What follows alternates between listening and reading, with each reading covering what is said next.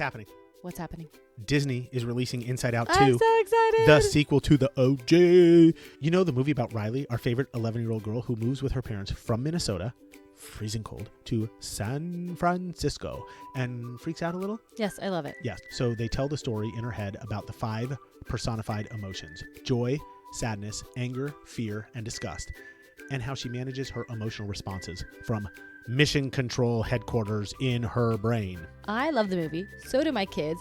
And fun fact for you, it is what we are dressing up for Halloween this year. So we are super excited for Inside Out 2.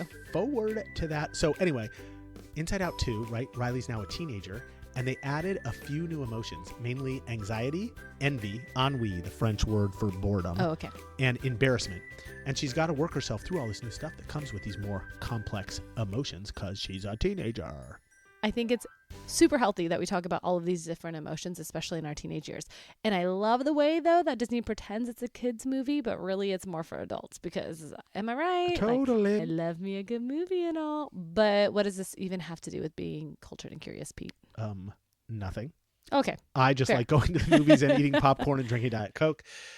If you're putting a gun to my head, I would say it's got everything to do with being cultured and curious. It's psychology, man. Oh, good spin. And in my book, psychology is fascinating. It is the ultimate way to gain insight into human behavior across our planet. It helps us appreciate the diversity of the human experience. And if we can do that, then we're going to be more empathetic and better handle and navigate all the social interactions we have to manage all day long. And probably most important, it encourages critical thinking and self-awareness, and it gets us out of our own head, and it helps us reflect on our own biases and hopefully be more open-minded. So, I mean, isn't that all about what it means to be cultured and curious? I think it is. Okay. Yeah. So, different topic, but totally related. Did you hear that AI is starting to offer mental health support? Just you and a chatbot, man, available 24/7 on your smartphone. 1, did not know about this, but 2, I also don't know how I feel about this. Yeah. Okay. So, I don't know how to feel about it either, but listen, we all know there's a critical shortage in therapists out there and a growing number of patients. Like, duh.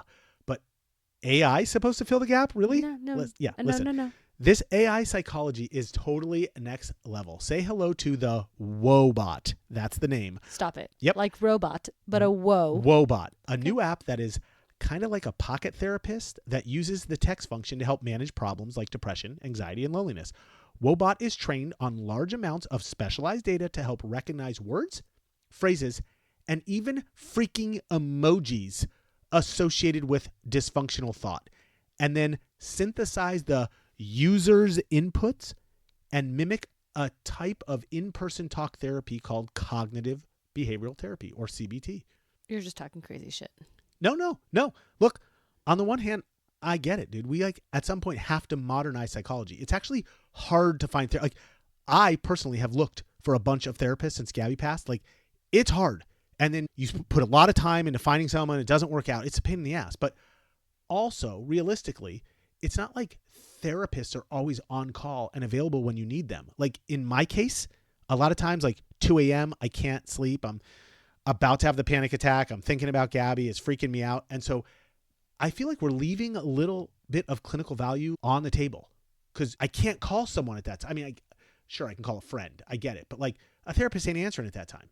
But do I really want to text a friggin' chatbot? Is that going to help me? I don't know. That's just weird. I think it's weird. Hey, everyone. Welcome to Sorta Sophisticated, a podcast rooted in becoming more cultured and curious, where we endeavor to suspend judgment, expand our worldview, and learn to appreciate varying perspectives and values.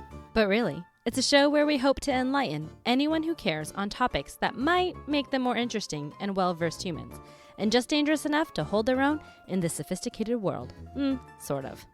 And today we will be taking a beginner's crash course in the world of psychology. Kill me now.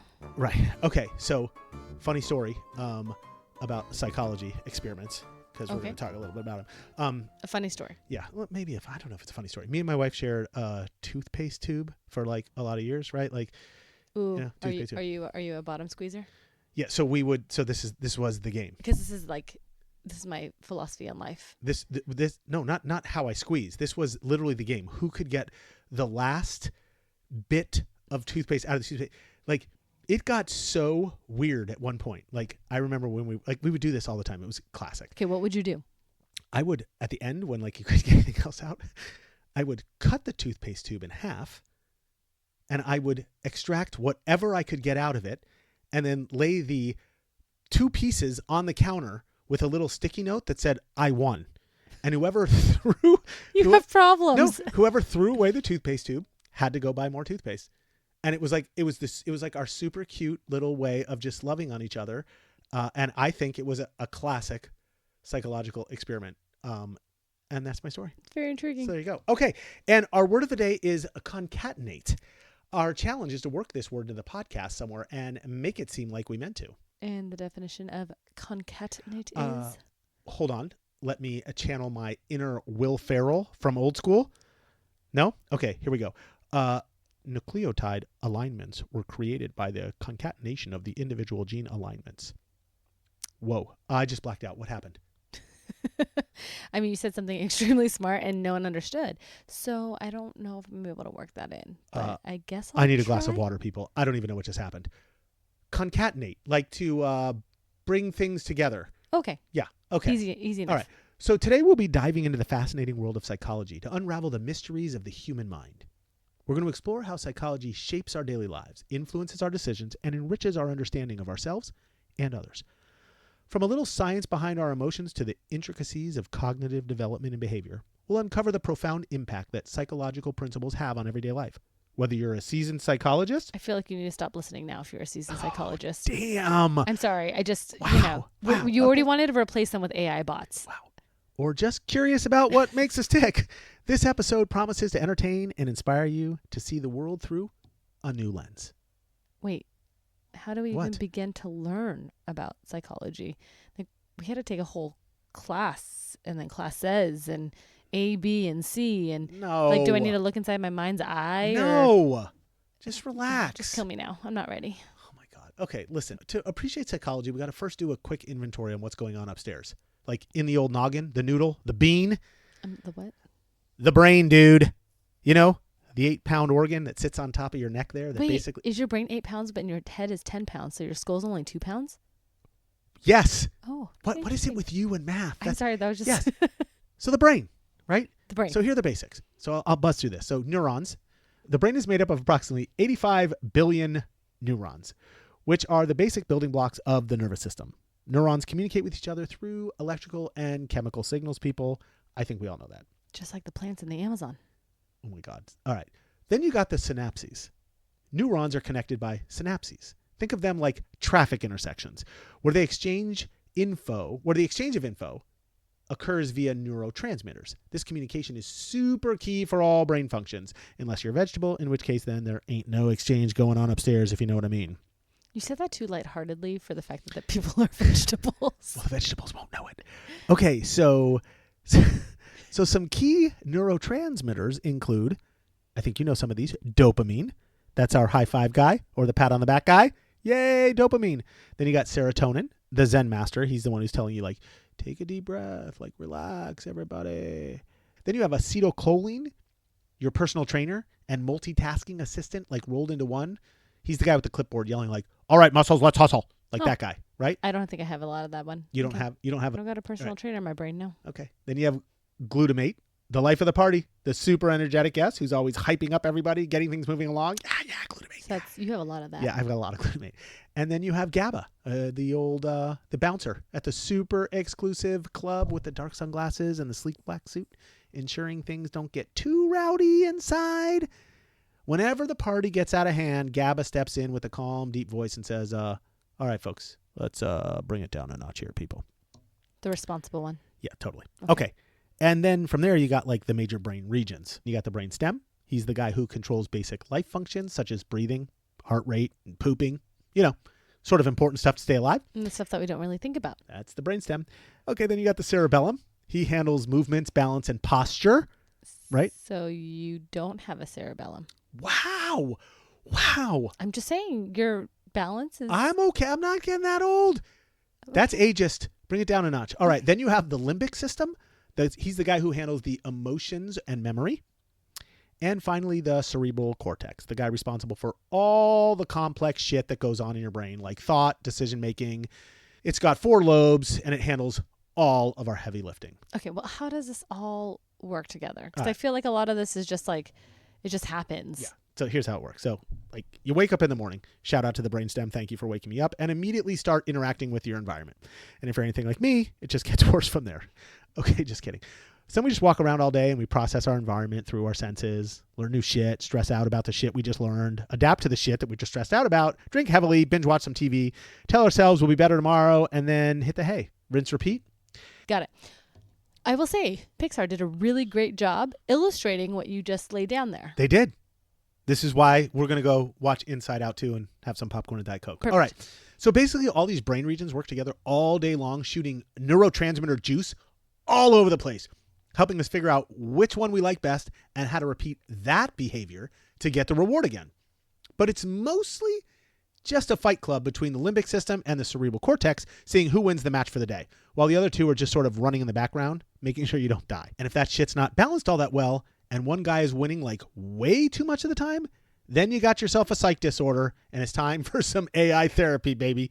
So you got the brain? I'm not on board with the AI therapy yet, but I guess that is one way to look at it. Your brain is a strange place, but I do appreciate the way in which you explained that so succinctly. Thank you very much. So you want to give me a history lesson here? Because I feel like that's coming on. When do we start to figure out all the stuff? All right, are you ready for this? Strap in. I don't know if I'm ready. Is this going to be a quick history lesson? I'm going to go quick. Okay. So once upon a time, in the land of ancient Greece, there lived a bunch of, let's call them thinkers, who would sit and smoke dope and ponder life's big questions. I don't really know if they had dope back then, but you get the idea. These guys like Plato, Aristotle, Socrates were the OGs of psychology, dabbling in the mysteries of the mind while wearing togas and sandals and shit. Fun fact, Aristotle's work, De Anima, which translates to On the Soul, is one of the earliest texts addressing psychological concepts that we know exists. Like the Dead Sea Scrolls for like Jesus. Like same concept. All right. Okay. So fast forward a few centuries to the Renaissance, where everyone was too busy painting and inventing cool stuff to care much about psychology at all. But then along comes this guy named René Descartes, who, if you don't know, is famous for having said, "I think, therefore I am." I mean, come on. Who doesn't know that? Right. So Though granted, I didn't know who it was from. cue the light bulb, Fair. people. Bing! So René was the first to propose dualism, the idea that the mind and body are separate entities. So then a bunch of people start thinking, hey, since we're tired of orgies, maybe our minds are worth exploring too, right? Okay. So I know, right? Did they actually think that? I Okay, don't know, sure. I'm stretching a little bit, but you Okay. get the idea. Okay, it's me, baby. Okay, so then on to the Enlightenment. Late 17th, early 18th century, John Locke comes along and blows everyone's mind with the idea that knowledge comes from experience and observation, laying the groundwork for modern day scientific psychology. Huh. I know. Jump ahead. 19th century. Am I going fast enough for you here? Yeah, I like Jump it. ahead to the 19th century with everybody rocking top hats, handlebar mustache and shit. And psychology started getting pretty serious. Wilhelm Wundt, spoiler alert, the father of modern psychology, opens the first ever psychology lab in Germany in 1879. And suddenly, everyone wants to be a mind scientist, people. He promotes introspection as the method to study conscious experience. What is introspection? Introspection is like holding a one-person press conference in your brain where you ask yourself all the tough questions and then awkwardly dodge them because you realize you're both the journalist asking the question and the athlete trying to answer the question. Anyway. So you're just talking to yourself? Yeah, absolutely. Anyway, his claim to fame, so to speak, was separating philosophy and physiology from psychology, making it its own unique field. Shout out to Wilhelm Wundt. And meanwhile, at the same time here in America, William James founds functionalism, basically focusing on how mental processes help individuals adapt to their environment. He authored the Principles of Psychology, the seminal text for psychology.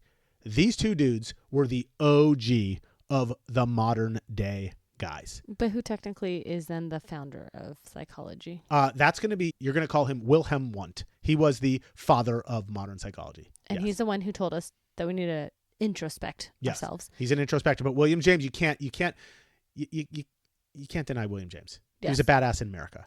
because the principles of psychology is what everybody uses. Like Okay, literally everybody. So together they started yes, it like all. yeah, together. Okay, then comes Sigmund Freud, right? Siggy. Siggy. Good old Siggy. Yeah, good old Siggy. The dude with a cigar on the couch. You know Siggy. Yeah, he's all about dreams, unconscious desires, and blaming everything on your mom and erections. Thanks, Freud. But he really played up the role of the unconscious mind and introduced the id, ego, and superego. Wait, what? Id? Ego? Yeah. Super ego? Yeah.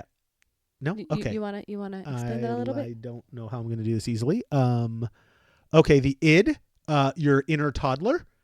The ego, maybe the middle manager. And the superego was your super strict grandma. Does that work? Okay, sure. We're going to roll with this. Okay. We're going to see where this goes. Yeah, okay. And while all this is going on, Ivan Pavlov is over in the corner somewhere in freaking Russia ringing bells and making dogs drool, proving that behavior could be conditioned. So there's a lot of crap going on around that time. Like all of these people are going on at the same time. Yeah, well, Siggy and Pavlov, yes. One, Yes. Oh, okay. Yeah. One was like, where was he? In Austria, and the other one's in Russia. Right. So anyway, fast forward to the 20th century, and psychology explodes, man. So we got Johnny Watson arguing psychology should study only observable behavior and not mental processes, and became famous for his Little Albert experiment. I'm sorry. Little who? Little Albert. Little Albie.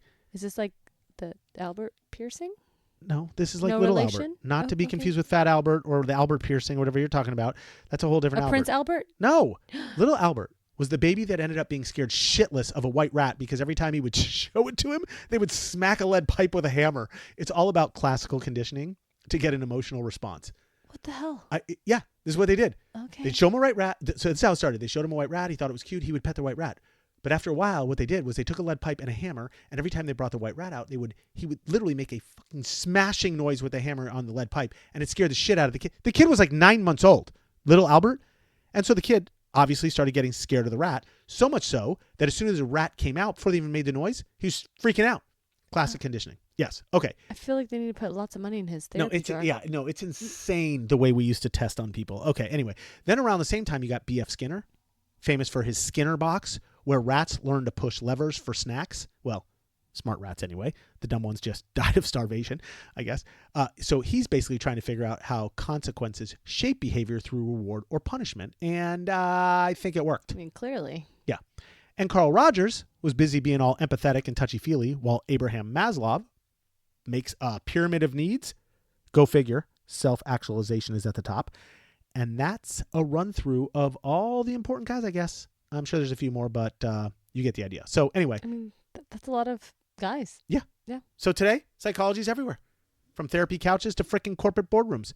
We come a long way from those toga-wearing philosophers to brain-scanning machines and AI therapists. Not on board with the AI therapist yet. Who knows what the future holds, Mandy? Maybe one day I'll finally figure out why I dream about showing up to work naked all the time. I'm pretty sure we could Google that. But, all right. I sure. did, and I didn't find anything. I think I have a Really? problem. Huh. Yeah.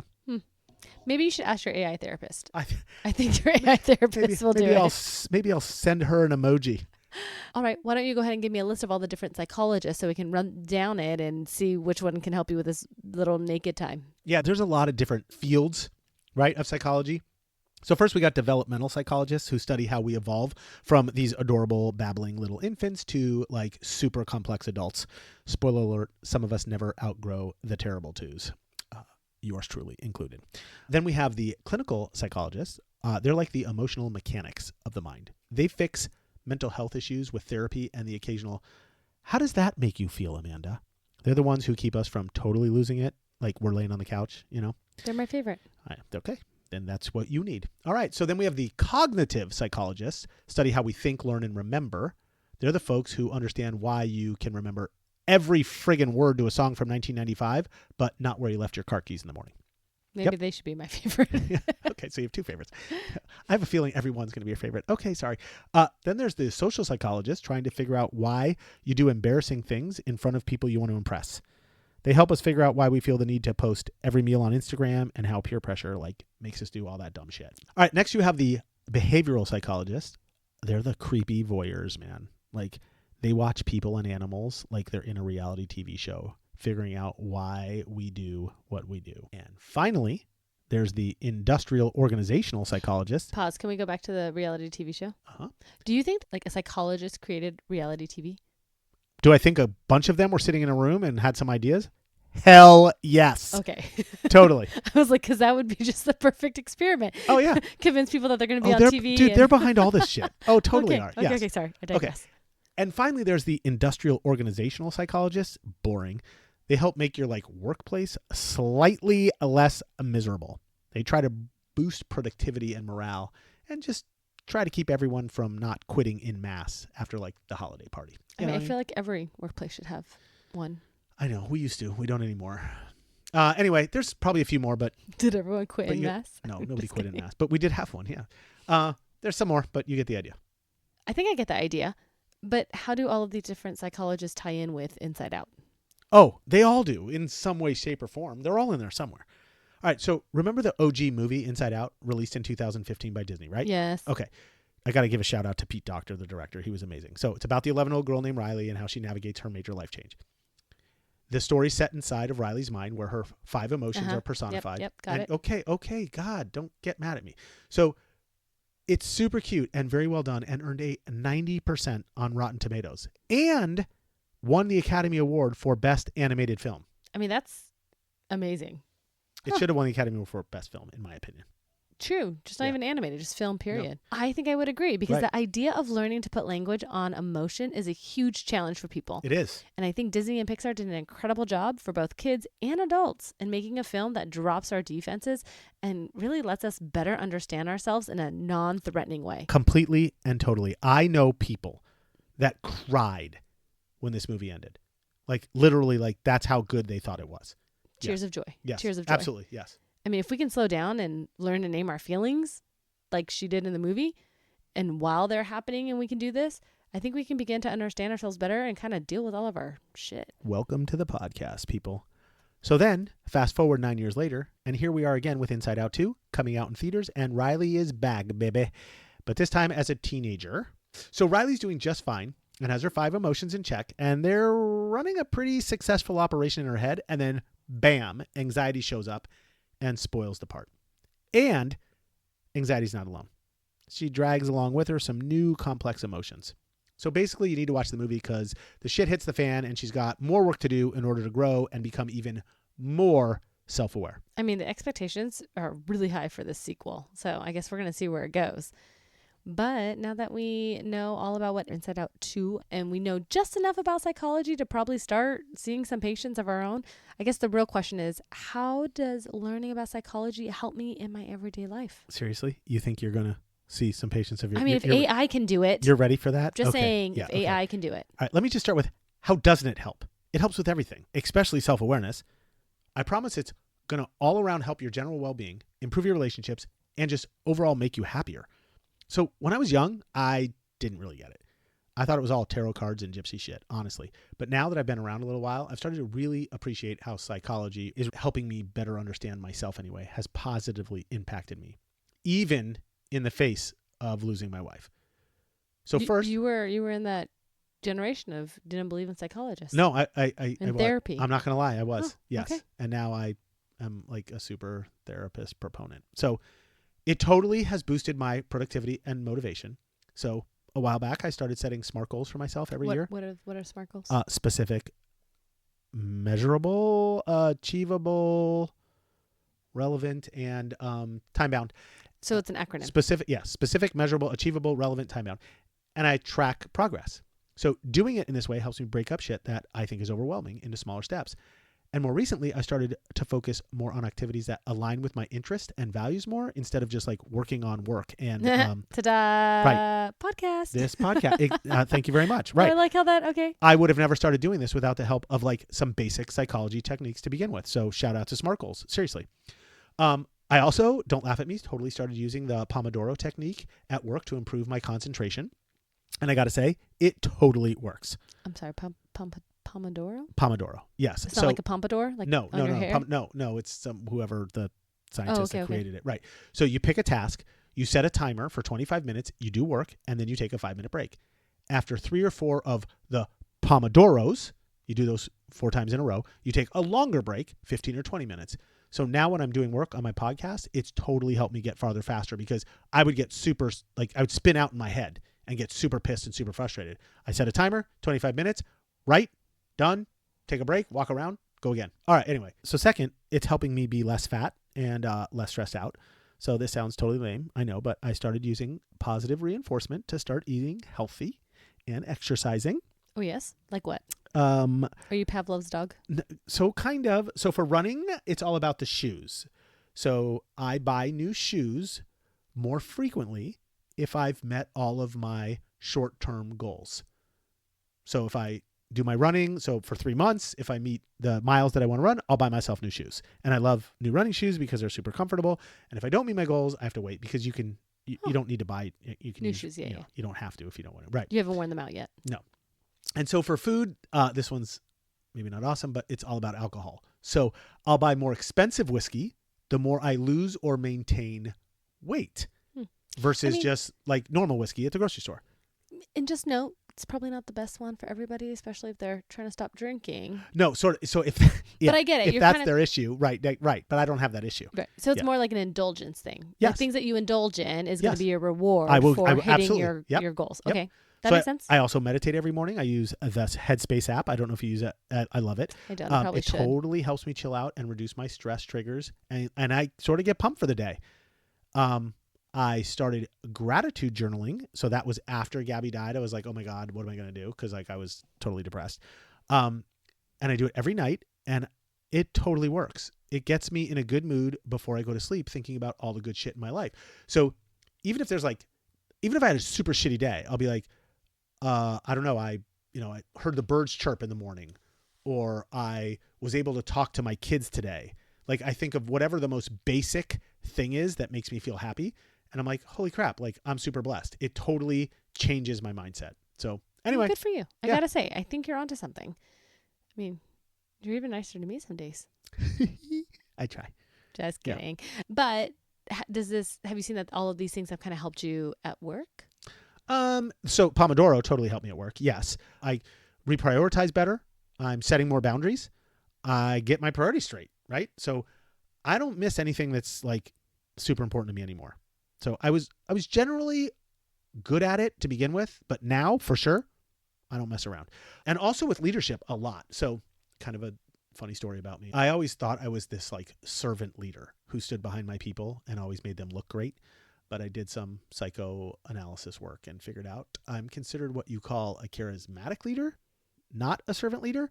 And a charismatic leader is just someone who persuades others by telling a great story. So that tracks. Right. So here's the thing. Kind of like you were doing right now. So I don't super love it, but at least I'm not pretending to be something I'm not. That's good. Right? Yeah. Yeah.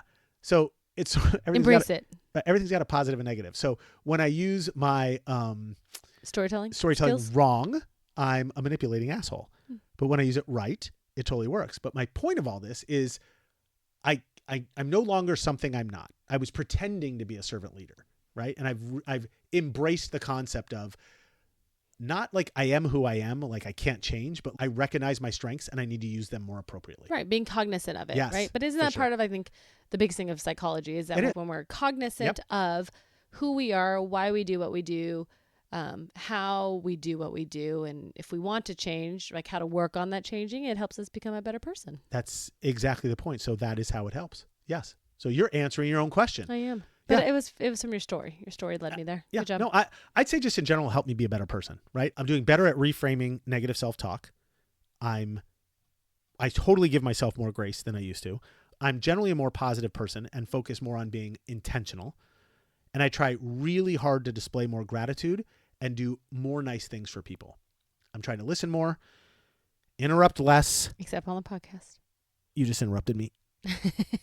And I'm trying to be all around better. So I feel like I'm getting into a little bit of a flow state here and things are clicking.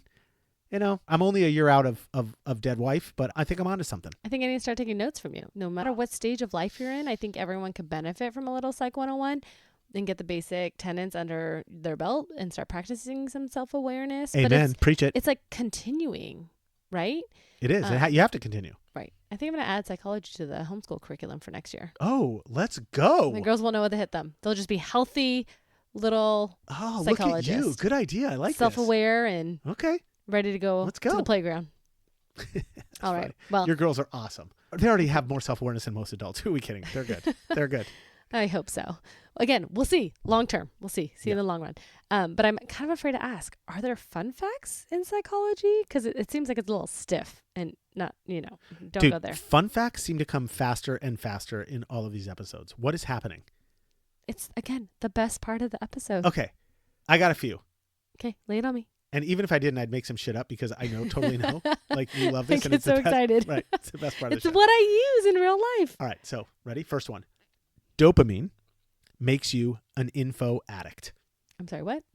Dopamine. An info addict. Yes. So, you ever just scroll through TikTok or Instagram, like aimlessly? Yeah, there's a reason. Yeah. It's a reward loop. So, when you're on your phone, you're stimulating dopamine, your pleasure chemical, the same one that gets released for sex, drugs, rock and roll, baby, dopamine. But what people probably don't know is that dopamine also makes you become more curious and seek out new information. So you should listen to my podcast and get a lot of dopamine. So when you're scrolling, your dopamine loop gets all rizzed up and makes you want to keep scrolling and looking for more info. And the scary thing is you'll never be satisfied with the amount of information. You'll just keep scrolling until something or someone interrupts you. I mean, we're all just being controlled by Apple. And the social dilemma on Netflix. Holy shit.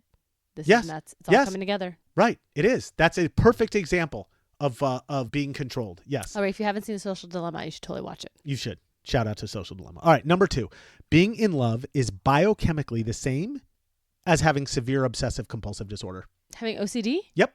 No, it's not. Yes, it is. How so? Listen. So you know how they say when you're in love, you get a little bit crazy? Uh-huh. Well, neuroscientists have now linked the serotonin transporter 5-HT, sexual behavior, as well as obsessive compulsive disorder. The study was done with 20 couples who had fallen in love in the last 6 months together with a bunch of unmedicated OCD patients. And it was found that both groups had significantly lower density of the 5-HT transporter. Stop it. Okay, you're nerding out on me. Like, what does that actually mean? It means your brain treats love and obsession the exact same way. So when you're in love, you're officially crazy. Okay, I hear you. Still not making the connection. So there was 20 couples who had fallen in love. Yep. And then there was a bunch of unmedicated OCD patients. And you're telling me that when I am in love, I have a lower density of this 5-HT transporter. As if I was an unmedicated OCD patient. Absolutely. Oh. Yes, exactly the same. So what happens when, I guess I should be medicated. So what happens when you have OCD? And you're in love? And you're in love. No, I don't even know what happens. You melt. I guess. Yes, it's terrible. All right, number 3. I can convince you that you committed a crime that never took place. Just give me a few hours. I'm going to love this one. Yeah. How? Yeah. So a 2015 study involving 91 participants were assigned to either the criminal condition or the non-criminal condition. The criminal condition participants were told that their parents or caregivers had told the researchers that they committed a crime.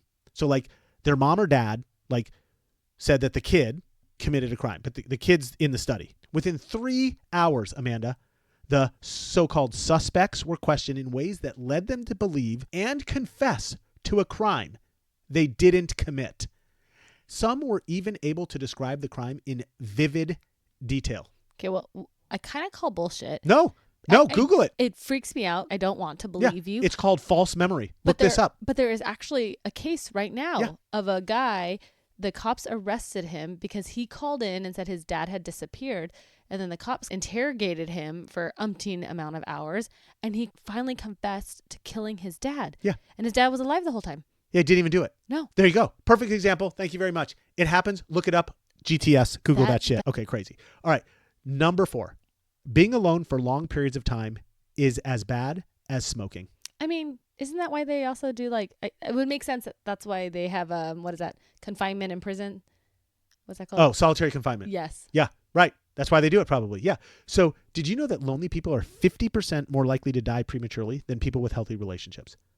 Loneliness is known to increase inflammation in the body, which, like smoking, contributes to heart disease and other chronic health conditions. Being lonely also results in stress and fucks with your mental health as well. All right. Okay, and finally, I got 5 fun syndromes or effects about psychology that are pretty wild. All right. So next, you got the Dunning-Kruger effect, which is a cognitive bias where people with low ability at a task overestimate their ability, and conversely, people with a highly skilled ability underestimate their ability. I mean, I kind of think that explains why idiots sometimes take office. Oh, But I wow. know. I think it explains it pretty good. That's a tough one. Yeah. Yeah. Okay. Next we have this thing called phantom vibration syndrome. This one totally happens to me all the time. It's the feeling that your cell phone is vibrating when it really isn't. It happens because the brain misinterprets sensory information due to our habitual overuse of cell phones. So you just can feel it? Literally, I've been sitting here with you, like recording this podcast episode, and I think it's like vibrated like 12 times because I'm Weird. overstimulated. Yes. Weird. No, I live my life like this. It's crazy. I'm always touching it. It's stupid. Yes. Okay, that was 2. 3. The next is the bystander effect. You may have heard of this one before. The bystander effect is basically the idea that in an emergency situation, no one jumps in to help when there are a bunch of people around. It all has to do with what you call the diffusion of responsibility. Research shows that the more people are around, the less likely anyone will help. Okay, I believe in this effect.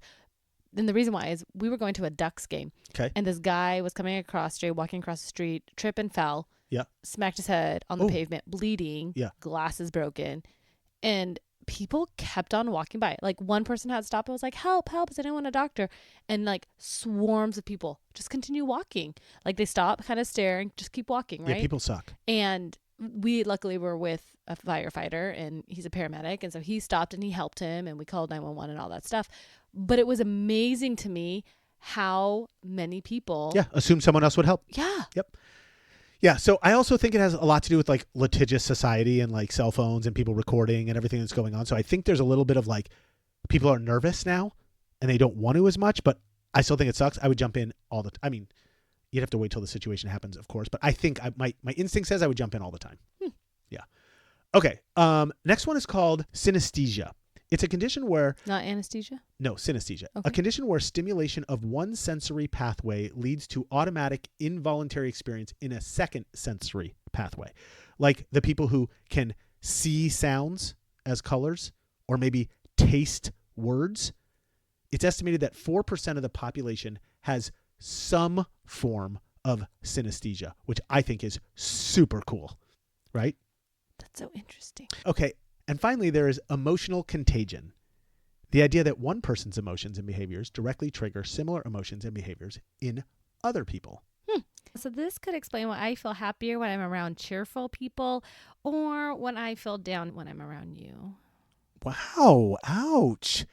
I think it's more like when I yawn, you yawn, or like when I start crying, you start crying. What? Wow. Okay, that kind of makes more sense. That was harsh. Okay. I'll take it. I was trying to be applicable. Sorry. That should have been our word of the day. Applicable. There you go. Yeah. But in all seriousness, you're awesome. And thanks for always doing all the research and helping me be more sophisticated each week. You're welcome. I mean, even though we have probably no listeners, I am super grateful because I feel like I learn a little bit more each week and it's totally helping. So good on you. I feel the same way. Yeah. And even if we don't have any listeners, I like doing this with you. Yep. So there. Ditto. But can you do me just a little favor? What? I can only remember a few things from this episode. So tell me what I got to know, please. Because, I have limited space in my mom brain. And also, what? Can you concatenate this? Oh, you did that. Oh, you did it. I did. We're going to concatenate. Yeah. When you said that should have been our word of the day, I realized we didn't actually do that the word perfect. of the day. We are going to sort of bring it all together, people. We're going to sum it up. We're going to concatenate. Perfect. Let's go. So here's what you got to do, people. Listen up. First, watch Inside Out 2. Number 2, just read a friggin' self-help book once a year, people. It's worth it. Just trust me. Pick up any one. They're good for you. Third, if you're feeling bold, maybe study one of the OG psychologists we introduced you to this episode. You won't be disappointed. My pick, even though he wasn't introduced in this episode, Carl Jung. Total personal fave. Look him up. Fourth, when you're at your next business function, pay close attention to what people are chatting about and listen for the emotion behind the discussion. This one's going to be a little harder. Fifth, if you can figure out what's going on under the surface, ask them some open-ended questions. Like, why do you think that happened? Or what specifically bothers you about that? Or what do you want to see changed? So the idea is to really start to engage people. This one's a little bit of heavy lift. And then sixth, with no judgment, listen and learn to super appreciate what they're feeling. Then finally, share these interesting and relevant details to seem sort of sophisticated. Play-Doh, one of the OG philosophers, established the first institute of higher education in the Western world. Founded in 385 BC, Plato's Academy offered students a tuition-free education and was wholly funded by charity. At his academy, students learned not only about the subject of philosophy, but also about political science, math, biology, and astronomy. Number 2, Wilhelm Wundt was the first person to actually label himself as a psychologist in 1879. Up until that point, the word didn't exist. Shout out to Wilhelm. You gotta love the Germans. Number 3, psychology took an enormous amount of time to emerge as a scientific discipline because it needed time to consolidate. Understanding behavior and thoughts and feelings aren't easy, which explains why it's largely ignored between ancient Greek times all the way up to the 16th century before it really started to take shape. Number 4, psychology is the key to unlocking better relationships with both yourself and others. So like it or not, start with a gratitude journal and examining what's going on in your head. And finally, if you seriously can't remember anything from this podcast, remember this. On average, you spend 30% of your waking time just daydreaming. The most common lie is, oh, I'm fine. And when you cry from happiness, the first tear always comes from your right eye. But when you cry from sadness, the first tear comes from your left eye. And there you have it, folks. The wild and wacky world of psychology, where your brain is the ringleader and your thoughts are the circus. You've delved into the mysteries of the mind, untangled the neurons, and even found out why you can't stop thinking about that awkward thing you did in high school. Oh, yeah. We'd like to think we've shared just enough information to make you either a flaming nuisance or a bit more sophisticated to your fellow humans. Well, sort of. Remember, whether you're pondering Freud's obsession with cigars or wondering why Pavlov didn't just use a microwave timer, psychology is always here to remind you that you're not alone in your quirkiness. So next time your brain decides to go on a joyride through the land of overthinking, just sit back, relax, and think, what would Freud say? Thanks for tuning in. Keep those neurons firing, and we'll catch you on the next episode, where we'll probably overanalyze something else. If you enjoyed this episode and found it particularly enthralling, don't forget to subscribe, leave a review, and share with your peeps. Until next time, stay curious and stay quirky.